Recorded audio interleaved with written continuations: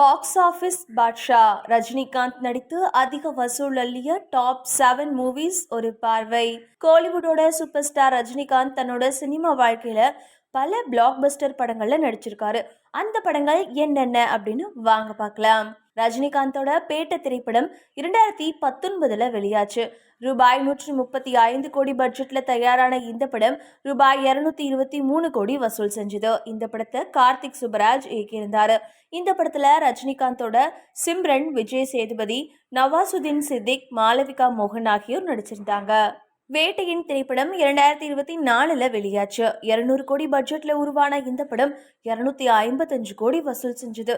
தாசே ஞானவேல் இயக்கத்துல உருவான இந்த படத்தை லைகா நிறுவனம் தயாரிச்சிருந்தாங்க. அனிருத் இந்த படத்துக்கு இசையமைச்சிருந்தாரு. இதுல ரஜினிக்கு ஜோடியா மஞ்சு வாரியர் நடிச்சிருந்தாங்க. ரஜினிகாந்தோட எந்திரன் 2010 வெளியாச்சு. 130 கோடி பட்ஜெட்ல உருவான இந்த படம் 290 கோடி வசூல் செஞ்சது. பிரம்மாண்ட இயக்குனர் சங்கர் இந்த படத்தை இயக்கியிருந்தாரு. இந்த படத்தை சன் பிக்சர்ஸ் நிறுவனம் தயாரிச்சிருந்தது. இதுல ரஜினிகாந்துக்கு ஜோடியா ஐஸ்வர்யா ராய் நடிச்சிருந்தாங்க.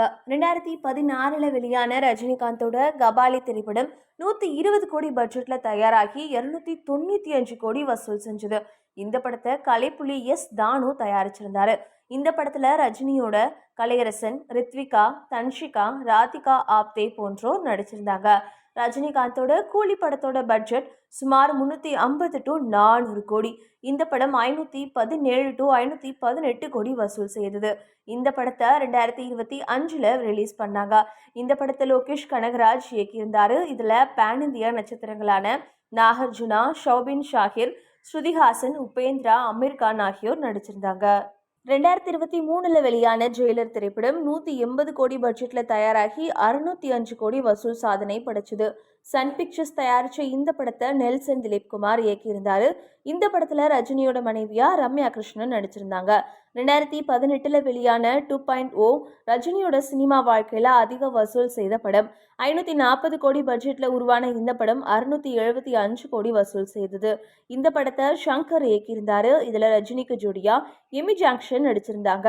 அக்ஷய் குமார் வில்லன் கதாபாத்திரத்துல மிரட்டி இருந்தாரு.